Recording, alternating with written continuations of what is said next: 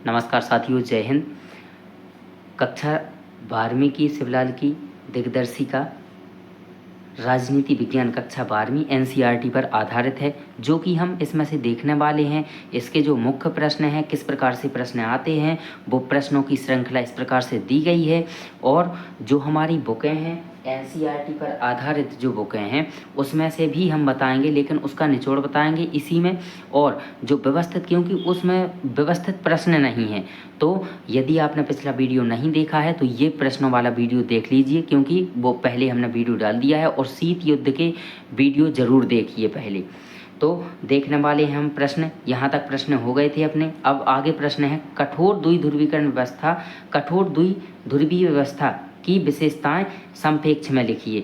तो professor Rosen और Jones ये व्यक्ति हैं जिनके द्वारा इस द्विध्रुवीकरण के बारे में विशेषताएं बताई गई थी मुख्य तौर पर। तो ये द्विध्रुवीकरण क्या है? द्विध्रुवीकरण हम बता चुके हैं कि दो महाशक्तियों का अस्तित्व होता है इसमें। तो ये इस प्रकार से लिख सकते हैं अपन, ऐसी स्थिति जहां शक्ति का वितरण दो प्रमुख प्रतिद्वंदी शक्तियों या ध्रुवों के बीच होता है, जिनमें से कोई भी दूसरे पर पूरी तरह से हावी नहीं हो सकता। यह मुख्य रूप से अंतर्राष्ट्रीय संबंधों में उपयोग होता है, विशेष रूप से शीत युद्ध के दौरान। जब शीत युद्ध 1945 से चल रहा था 91 तक, तो इसके दौरान जब संयुक्त राज्य अमेरिका और सोवियत संघ रूस दो प्रमुख ध्रुव थे और विश्व की राजनीति को नियंत्रित कर रहे थे। तो विश्व की राजनीति, जो हमारी राजनीति चल रही थी, तो इस प्रकार से ये है, ये है यूएसएसआर, ये है यूएसए। तो ये दो दुनिया बनी हुई थी शीत युद्ध में। इसीलिए हमने बोला है कि पहले आप वो वीडियो देख लीजिए, तो थोड़ी देखते हैं। तो ये दो दुनिया बनी हुई थी, तो दो ध्रुव बने हुए थे। तो इसी प्रकार से उन्होंने कहा है कि कठोर द्विध्रुवीकरण व्यवस्था तो दो लोग कर रहे थे हमारी विश्व की राजनीति। विश्व की राजनीति का अर्थ ये होता है कि मतलब पूरे विश्व को संचालित कौन कर रहा था, अर्थात सभी लोग किसको फॉलो कर रहे थे। तो इस प्रकार से ये क्वेश्चन कह रहा है। तो इसकी विशेषता क्या है? सबसे पहली विशेषता, कठोर द्विध्रुवीकरण व्यवस्था में समस्त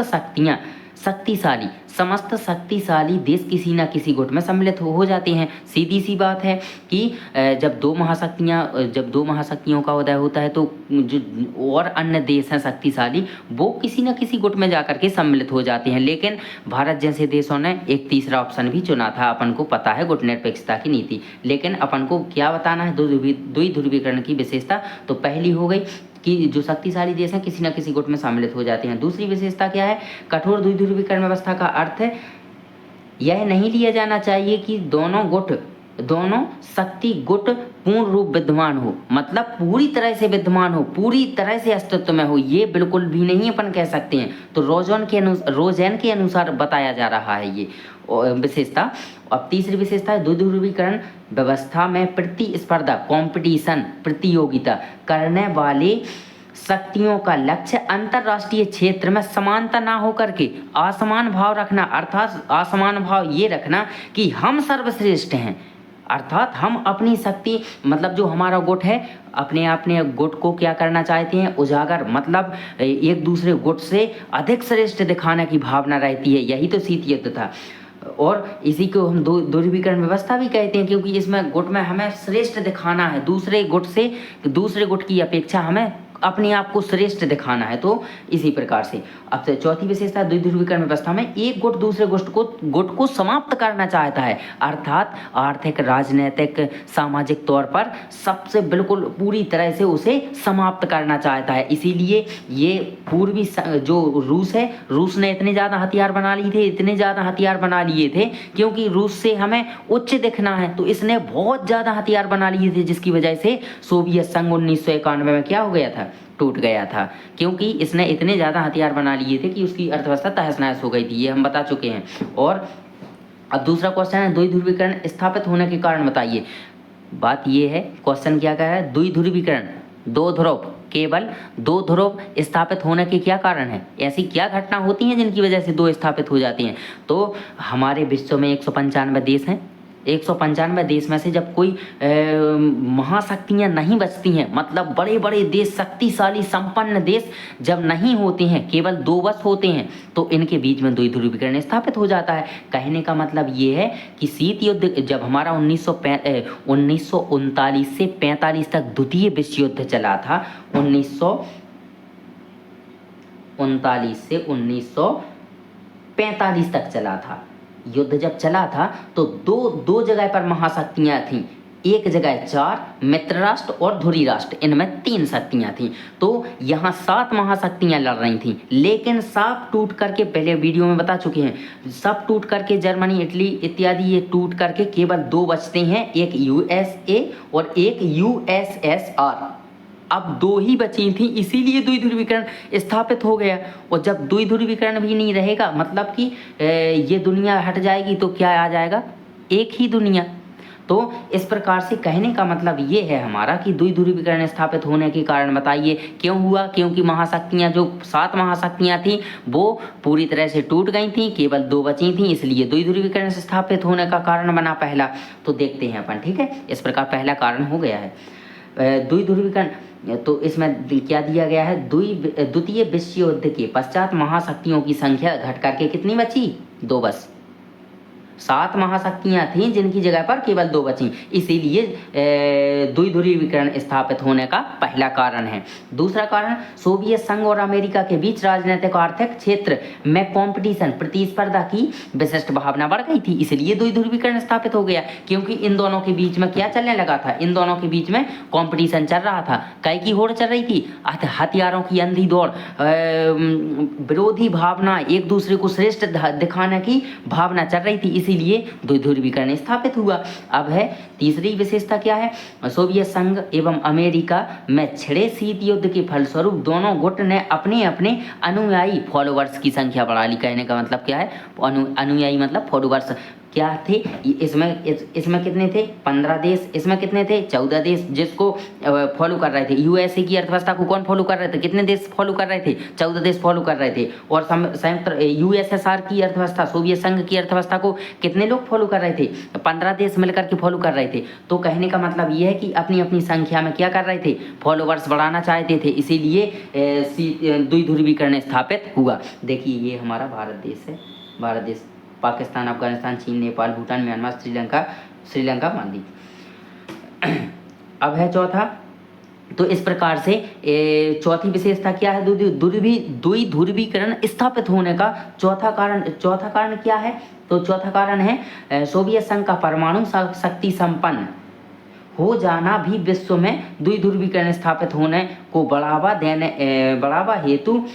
बढ़ाने हेतु उत्तरदायी कारक था। क्योंकि ये शक्ति संपन्न अर्थात जो परमाणु शक्ति है, हथियारों में बहुत ज़्यादा वृद्धि कर रहा था। तो इस प्रकार से ये 4 कारण हो गए। सोवियत संघ के विघटन के कारण क्या है, पहले बता चुके हैं, पहले क्वेश्चन हो चुका है कि सोवियत संघ क्यों टूटा, क्योंकि इसकी अर्थव्यवस्था पूरी तहस नहस हो गई थी, शॉक थेरेपी की नीति अपना ली थी, मानवीय आवश्यकताओं की पूर्ति नहीं कर पा रहे थे, आर्थिक आवश्यकताओं की पूर्ति नहीं कर पा रहे थे, रोजगार के साधन सब हट चुके थे, पूरी नौकरशाही हावी होती चली जा रही थी। इस प्रकार से हमने पहले वीडियो में बता चुके हैं। अब है नेक्स्ट क्वेश्चन, सोवियत संघ विघटन के परिणाम बताइए। जब हमारा ये सोवियत संघ 1945 में बना, 1945 सोवियत संघ 1945 से 91 तक जब युद्ध चल रहा था, शीत युद्ध चल रहा था, शीत युद्ध विचारधारा की लड़ाई चल रही थी, तब हमारा ये जो सोवियत संघ है 1991 में इसका अंत हो जाता है। क्योंकि ये पूरी तरह से टूट चुका था और इसका अंत हो गया था। तो ये कह रहा है क्वेश्चन कह रहा है कि सोवियत संघ के विघटन के परिणाम क्या हुए। जब ये टूट गया तो इसके परिणाम क्या हुए, विश्व के लिए क्या परिणाम हुए, क्या रिजल्ट निकला। जब ये टूटा तो क्या रिजल्ट निकला, तो रिजल्ट ये निकला कि जो गुटनिरपेक्ष जैसे देश थे वो गुटनिरपेक्ष की नीति को छोड़ करके अब अपनी अर्थव्यवस्था, अपनी नीति में परिवर्तन कर लिया और अमेरिका के जा करके मिल गए। दूसरा क्या परिणाम हुआ, इसमें जो 15 गणराज्य थे वो पूरी तरह से स्वतंत्र हो गए। तीसरा कारण क्या हुआ, तीसरा कारण हुआ जो अपने अनुयायी अर्थात कहने का मतलब ये है कि हथियारों की प्रतिस्पर्धा जो चल रही थी, जो कंपटीशन चल रहा था हथियारों में, बहुत ज़्यादा परमाणु हथियारों में वृद्धि कर रहे थे, उसकी होड़ खत्म हो गई। प्रतिस्पर्धा जो इन दोनों के बीच में शीत युद्ध चल रहा था, वो युद्ध पूरी तरह से शांत हो गया। और क्या कारण हुए? नए गणराज्यों का उदय। जो गणराज्य थे उन्होंने पूरी तरह से अपने आप में स्वतंत्र होकर के दूसरी जगह पर, यहाँ एक यूनियन संघ है जो कि हम आगे पढ़ने वाले हैं, उस यूनियन संघ में जाकर के ये जो भी स्वतंत्र हुए थे ये सभी लोग यहाँ चले गए थे। तो इस प्रकार से सोवियत संघ के जो विघटन के परिणाम हैं, तो परिणाम क्या हुए? इस प्रकार से ये परिणाम हुए। तो हम और नेक्स्ट कौन सा देख रहे हैं? तीसरा पॉइंट क्या आ जाएगा? लोकतंत्र तथा बाजार अर्थव्यवस्था पर श्रेष्ठता की मोहर लग गई। अर्थात अब पूरा का पूरा नियंत्रण किसके हाथ में आ गया? पूरी तरह से जो प्रतिद्वंद्विता की युद्ध चल रहे थे वो समाप्त हो गए। अब पूरी तरह से लोकतंत्र का आधार जो अमेरिका है उसके नेतृत्व में चला गया। अब ये कह रहा है सोवियत प्रणाली क्या थी? तो सोवियत प्रणाली यही थी जो हम पहले बता चुके हैं कि सोवियत प्रणाली USSR अर्थात साम्यवादी थी, जिसकी अर्थव्यवस्था कैसी थी? जिसकी अर्थव्यवस्था समाजवादी या साम्यवादी थी, सरकार के नियंत्रण में काम कर रही थी। 15 गणराज्य, जिसमें 15 राज्यों से मिलकर के एक संगठन बना था जिसका नाम था USSR अर्थात साम्यवादी रूस, सोवियत संघ रूस। तो इस प्रकार से USSR। तो इसकी स्थापना कब हुई थी? इसकी स्थापना देखिए, जो सोवियत संघ है उसे हम मुख्य तौर पर 1917 मानते हैं। 1917 क्योंकि उस समय पर जो लेनिनवादी थे वो भी 1917 में ही आए थे। तो ज़्यादातर बोल्शेविक क्रांति भी 1917 में हुई थी। अधिकतर क्या हुआ 1917 में। तो सोवियत प्रणाली, जो हमारी सोवियत प्रणाली, सोवियत नीति थी, वो 1917 से मानी जाती है। इसकी जो अर्थव्यवस्था थी पूरी तरह से कैसी थी? साम्यवादी। और ये जो अपनी इसकी अर्थव्यवस्था के अलावा जो इसकी सरकार कैसी चल रही थी? तो कम्युनिस्ट पार्टी चल रही थी। यहाँ पर कैसी थी कम्युनिस्ट पार्टी? कम्युनिस्ट पार्टी क्या होती है? कम्युनिस्ट पार्टी जिस प्रकार से अपनी बीजेपी पार्टी है, जिस प्रकार से कांग्रेस पार्टी है, जिस प्रकार से बीएसपी पार्टी है, उसी प्रकार से एक कम्युनिस्ट पार्टी भी थी। तो कम्युनिस्ट पार्टी में क्या होता है कि केवल एक ही व्यक्ति खड़ा होगा, उसके विरोध में कोई खड़ा नहीं होगा। तो इस प्रकार से ये कम्युनिस्ट पार्टी होती है। तो यहाँ साम्यवादी सरकार चल रही थी। तो अब इसमें से आप पढ़ सकते हैं, देखिए 2022 में आया है, बहुत महा इम्पोर्टेंट क्वेश्चन भी है ये कि सोवियत प्रणाली क्या थी। देखिए और आगे नेक्स्ट आने वाला सोवियत प्रणाली के दोष बताइए, ये बहुत इम्पोर्टेंट क्वेश्चन है। तो सोवियत प्रणाली गणराज्य रूस में 1917 में समाजवादी क्रांति के पश्चात अस्तित्व में आई। यह क्रांति पूंजीवादी अर्थव्यवस्था के विरोध में हुई थी, क्योंकि हम जानते हैं कि हमारी अर्थव्यवस्था सरकारी थी, पूंजीवादी अमेरिका की थी, तो इसलिए तो उसका विरोध कर रहे थे अपन, अर्थात ये साम्यवादी विरोधी दल थे। तो और समाजवादी के बाद में आदर्शों एवं समता मूलक समाज की जरूरत से प्रेरित थी। यह निजी संपत्ति का अंत करने तथा समाज को समानता के सिद्धांत पर लड़ने का सबसे बड़ा प्रयत्न था।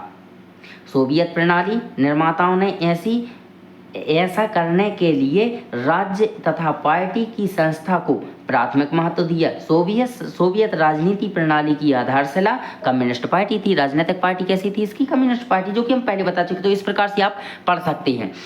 सोवियत प्रणाली के तीन दोष बताइए, आखिर इसकी गलती क्या थी? दोष का अर्थ होता है दोष, गलतियां, सीमा, त्रुटियां।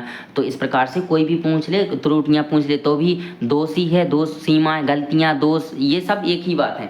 तो कह रहा है कि सोवियत प्रणाली अर्थात ये सोवियत प्रणाली, जो सोवियत संघ रूस है, उसकी प्रणाली एक प्रकार की नीति।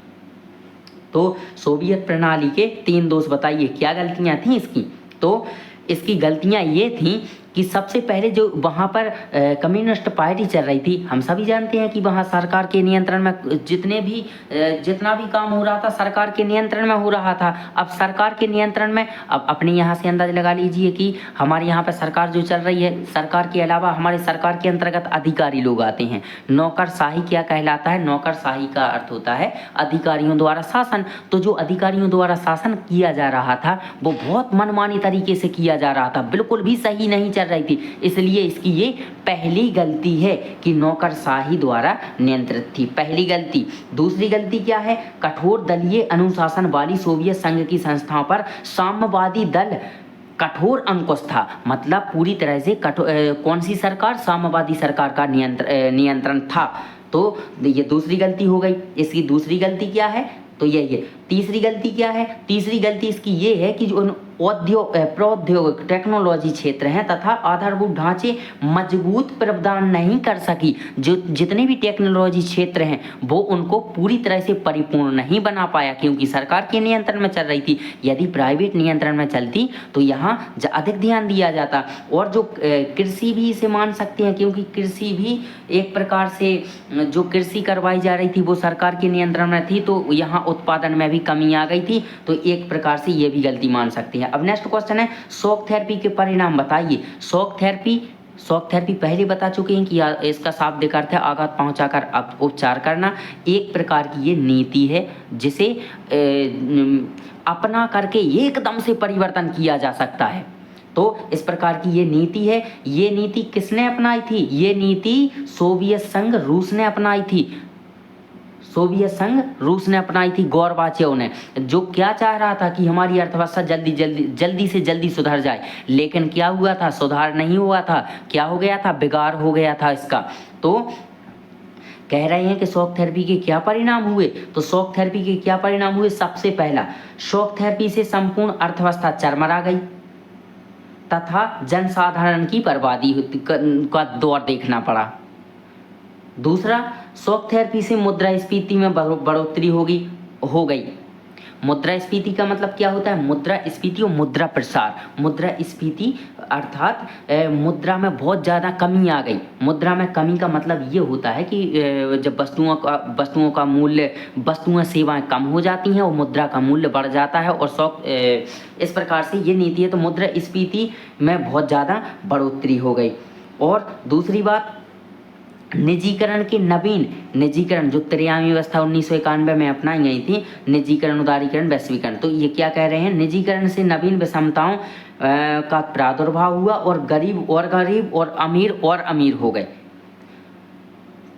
चौथी, हालांकि आर्थिक बदलावों को अत्यधिक प्राथमिकता दी गई और इसे पर्याप्त स्थान भी मिला, लेकिन लोकतांत्रिक संस्थाओं के निर्यात का कार्य प्राथमिकता के साथ नहीं हो सका। तो इस प्रकार से ये हमारे शॉक थेरेपी के परिणाम है। शॉक थेरेपी को अपनाने से क्या परिणाम हुए थे सोवियत संघ में? तो पूरी तरह से अपन देख चुके हैं कि क्या हुआ था। पूरे उद्योगों का पतन हो गया था, क्योंकि इसने पूरी तरह से पौने दामों में बेच दिए थे जितने सरकारी कार्यालय, सरकारी क्षेत्र थे, औद्योगिक प्रौद्योगिकी, टेक्नोलॉजी क्षेत्र, सब पूरे के पूरे प्राइवेट हाथों में बेच दिए थे, जिसकी वजह से यहाँ की अर्थव्यवस्था तहस नहस हो गई थी। तो यही परिणाम बोल रहा है कि परिणाम, रिजल्ट क्या निकला? तो रिजल्ट यही निकला कि जनसाधारण कठिन हो गया, जनसाधारण की बर्बादी हो गई, आर्थिक रूप से पूरी तरह से बर्बादी हो गई, मुद्रास्फीति में बहुत ज़्यादा बढ़ोतरी हो गई। और तो इस प्रकार से ये विषमताएं बहुत ज़्यादा बढ़ गई, अमीर हो गए, गरीब हो गए। तो इस प्रकार से ये हमारी शॉक थेरेपी के परिणाम हैं। अब है नेक्स्ट क्वेश्चन, युद्धोत्तर काल में द्विध्रुवीकरण स्थापित होने के कारण बताइए। जो हमारा युद्धोत्तर काल चल रहा था उसी में क्या हो गया? दो ध्रुव बन गए, पूर्वी गुट और पश्चिमी गुट। ये है पूर्वी गुट, पश्चिमी गुट। ये है, देखिए ईस्ट साइड का है, ये ईस्ट, वेस्ट, नॉर्थ, साउथ। यहाँ पर हमने 7 महाद्वीप नहीं बनाए, केवल 3 ही महाद्वीप हैं, एशिया, यूरोप और उत्तरी अमेरिका। तो क्योंकि मुख्य तौर पर इन्हीं में से पढ़ रहे हैं तो इसीलिए हम 3 को ही पढ़ रहे हैं। तो पूर्वी, पश्चिमी, ये पूर्वी में है इसलिए हम पूर्वी कह रहे हैं, पूर्वी को पूर्वी दुनिया, और ये है पश्चिम में सो पश्चिमी दुनिया, ठीक है। और ये जो बीच में है यूरोप बीच में है, ये आधा 2 भागों में बटा हुआ है। कहने का तात्पर्य है कि उस समय पर 2 भागों में बटा था। जो पूर्वी है, पूर्वी को सपोर्ट करता था और पश्चिमी को सपोर्ट करता था। अर्थात कुछ देश ऐसे थे जो पूर्वी के, यहाँ के यूएसए को सपोर्ट करते थे और कुछ देश यहाँ सपोर्ट करते थे। लेकिन बात यह है कि यहाँ एशिया के भी इसमें सम्मिलित थे। तो कहने का मतलब सीधे तौर पर समझने के लिए बता रहे हैं कि इस प्रकार से ये यूरोप हमारा बटा हुआ था। तो अब इसके बाद देखने वाले हैं कौन सा क्वेश्चन, युद्धोत्तर काल में द्विध्रुवीकरण स्थापित होने के कारण बताइए। तो क्या थे कारण, ऐसी क्या हुई बातें जिनके कारण द्विध्रुवीकरण स्थापित हो गए, जो कि हम पहले भी बता चुके हैं ये क्वेश्चन। तो इस प्रकार से पॉइंट बस देख लीजिए। संख्यात्मक दृष्टि सीधी बात ये है कि जो 5-7 महाशक्तियाँ थीं, कौन कौन सी महाशक्तियाँ थीं, England, Australia, France, Japan, Italy, America, ये और सोवियत संघ, रूस। तो ये सभी 5 महाशक्तियाँ लड़ करके टूट चुकी थीं, जिसकी वजह से केवल 2 बस बची थीं। तो इसीलिए द्विध्रुवीकरण स्थापित हो गया। दूसरा कारण क्या था, पिछले अभी नेक्स्ट क्वेश्चन, ये क्वेश्चन बता चुके हैं हम, तो उसमें आप देख लीजिए, क्योंकि ज़्यादा बड़ा भी वीडियो हो जाएगा। तो इस प्रकार से ये हथियारों की अंधी दौड़ चल रही थी और शीत युद्ध का समझौते की राजनीति, अर्थात इसमें क्या चल रहा था कि पूरी तरह से विरोधी भावना चल रही थी। एक दूसरे गुट को समाप्त करना चाह रहे थे, एक दूसरे गुट को श्रेष्ठ दिखाने की भावना, अपने आप में एक वर्चस्व स्थापित करना अर्थात विश्व में अपना परचम लहराना, अपने नाम का सिक्का चलवाना, अपने अनुयायियों में वृद्धि करना, अपने फॉलोवर्स को बढ़ाना। देखिए इसी प्रकार से ये नीति चल रही थी, इसीलिए द्विध्रुवीकरण स्थापित हुआ हमारा। अब लास्ट क्वेश्चन है, इस अध्याय का लास्ट क्वेश्चन है। इसके बाद है सत्ता के समकालीन केंद्र, जो कि हम नेक्स्ट अध्याय में पढ़ेंगे, लेकिन इस क्वेश्चन को बस आप कर लीजिए। और इसमें महत्वपूर्ण क्वेश्चन कौन सी हैं, सबसे महा इम्पोर्टेंट क्वेश्चन है शॉक थेरेपी के परिणाम, सोवियत प्रणाली के दोष और सोवियत प्रणाली क्या थी। ये वैसे तो सभी हैं, देखिए समझाते जा रहे हैं तो लगभग याद तो होते ही जा रहे हैं, लेकिन इन पर ज़्यादा ध्यान दीजिए। तो अब है क्वेश्चन हमारा, भारत और रूस, जो भारत देश है हमारा और रूस के आपसी संबंधों से भारत किस प्रकार लाभान्वित हुआ। देखिए जब हमारा शीत युद्ध चल रहा था, जब विश्व में शीत युद्ध चल रहा था 1945 से और 91 तक जब चल रहा था, तो हमने गुटनिरपेक्षता की नीति को अपनाया था। लेकिन गुटनिरपेक्षता की नीति के साथ साथ हम अमेरिका से छिप करके और हम किसका सपोर्ट कर रहे थे, यूएसआर का सपोर्ट कर रहे थे। हमने इसकी 2 बार सहायता की है। इसका एक जो प्लांट एक यहाँ पर लग रहा था, एक विद्युत केंद्र स्थापित हो रहा था श्रीलंका में। तो श्रीलंका में जब स्थापित हो रहा था तो हमने इनको आपस में लड़वा दिया था। यहाँ के सिंगली और यहाँ के सिंगली और तमिल, इनके बीच में लड़ाई करवा दी थी, जिनकी वजह से यहाँ नहीं लग पाया था। तो इसकी हमने समय समय पर सहायता भी की है रूस की, और रूस हमारे लिए सदा से ही इसने हमारी सहायता की, हमने इसकी सहायता की है। ये हमारा परंपरागत मित्र भी है। तो इस प्रकार ये क्वेश्चन कह रहा है कि भारत रूस के आपसी संबंधों से किस प्रकार लाभान्वित हुआ, भारत को क्या लाभ हुए, भारत को किस प्रकार का लाभ प्राप्त हुआ। तो देखते हैं अपन किस प्रकार का लाभ प्राप्त हुआ है भारत को ऊर्जा संसाधन मिले, ऊर्जा संसाधन प्राप्त हुए किससे, रूस से। भारत को संयंत्र प्राप्त हुए, अर्थात मशीनें, टेक्नोलॉजी, और तेल प्राप्त हुए, तेल संसाधन, गैस हो गई, तेल संसाधन हो गए, जो पेट्रोलियम पदार्थ होते हैं वो प्राप्त हुए। हमें जीवाश्म ईंधन प्राप्त हुआ, पेट्रोल प्राप्त हुआ, जो हम वाहन चलाने में यूज करते हैं। हमें तो सीधी सी बात है कि हमें भारत और रूस से क्या क्या प्राप्त हुआ। रूस से तेल खनिज संसाधन प्राप्त हुए, जीवाश्म ईंधन प्राप्त हुआ, हमें संसाधन प्राप्त हुए, हमें टेक्नोलॉजी भी वहाँ से प्राप्त हुई, क्योंकि ये हमारी पूरी तरह से सहायता करता है। हमें सैन्य बल में सहायता प्राप्त हुई। तो इस प्रकार से परियोजनाओं को सुचारू रूप से संचालित करने के लिए हमें बहुत सहायता प्राप्त हुई, किससे, रूस से। तो इस प्रकार से हम इस प्रकार से लाभान्वित हुए हैं, और समय समय पर हमें अंतर्राष्ट्रीय आतंकवाद की प्रमाणिकता की जानकारी उपलब्ध कराई गई, जिससे हमारा देश भारत अफगानिस्तान आतंकवाद का सामना करने में अधिक सक्षम हो पाया। भाई हमें गुप्त रूप से जानकारी कहाँ से प्राप्त हुई, हमें रूस ने जानकारी दी, जिसकी वजह से हम सतर्क हो गए और लड़ने के लिए तैयार हो गए, और हमें सफलता भी मिली।